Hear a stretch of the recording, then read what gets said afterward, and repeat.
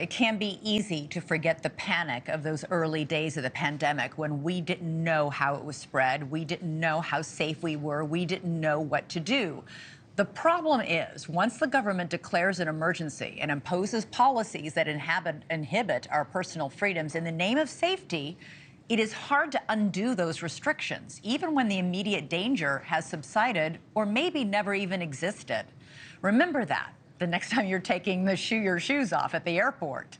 Joining us now is journalist and Vanity Fair contributing editor Bethany McLean. She wrote an entire book on this. It's an amazing book. It's called The Big Fail. And you tackle this, Bethany. You argue that while Operation Warp Speed was a success coming up with the vaccines, you say the lockdown was a failure. You say there was never any science behind the lockdowns. They were little more than a giant experiment.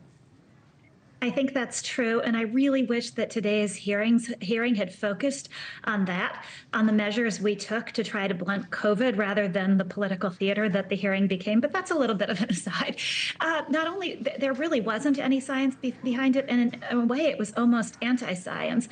One of the figures we tell the story of is a guy named D.A. Henderson, who was instrumental in stopping polio, and his argument was that society functions best actually when it can be as normal as possible. There was no precedent for the lockdowns, and there wasn't really any science behind the idea that this would work, let alone continued lockdowns in the way that we did them, especially after it became clear who COVID was likely to hit hard and who it wasn't. Yeah. I think, go ahead, sorry. I know, but in fact, you argue that there's evidence that locking down people just creates panic.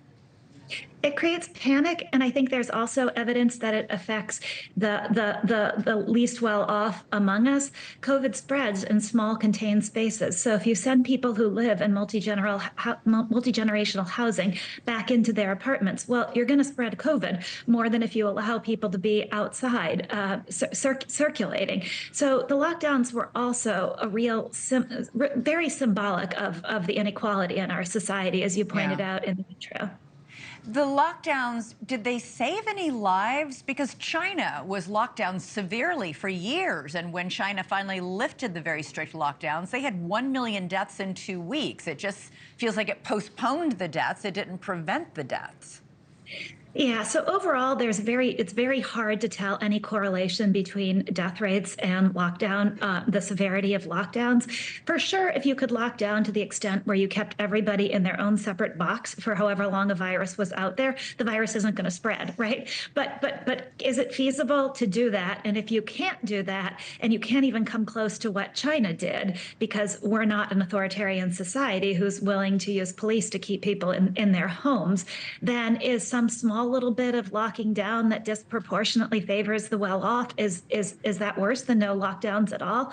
I think the answer is yes. Yeah, one purpose of the lockdowns, according to doctors at the time, was to prevent the hospitals from being overrun with too many sick people all at one point, simply slowing the rate of infection. Isn't that a good idea? I think it was a great idea at first. I don't have any criticism of the initial round of lockdowns or school closures while everybody was trying to figure this out. But it was really quickly clear that where the hospitals were being overwhelmed and where they weren't. And then, as you'll recall, the rationale for the lockdown shifted from let's not overwhelm the hospitals to let's stop this thing to even zero COVID, which was never feasible once this was broadly sown in the population. Well, here is what did happen because of the lockdowns. We had critical surgeries for people that were delayed. Cancer victims had to wait for treatment or even to be diagnosed with cancer. Dramatic rise in deaths from alcohol and drugs. A rise in domestic violence. 1 in 5 high school students reported thoughts of suicide during the pandemic. Zoom school was a disaster. Learning deficits we are still grappling with today. Yes. So all of those things are true. And I think what this reveals more broadly is the deficit of leadership, because you can't really fault public health for advocating for what they believed would save lives. That's the role of public health. Then it's the role of leaders to say, yes, public health, this might save lives from COVID, but this is going to cost us lives in all these other ways. And it's going to make it really difficult for our society to ever resume functioning in all these other ways. And it's going to really hurt underprivileged kids who are going to be the ones who lose lose access to education.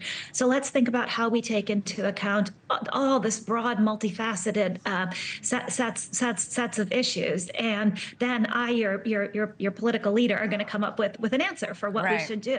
And thanks so much for watching. Go to joinnn.com to find NewsNation on your television provider. And don't forget to click the red subscribe button below to get more of NewsNation's fact-driven, unbiased coverage.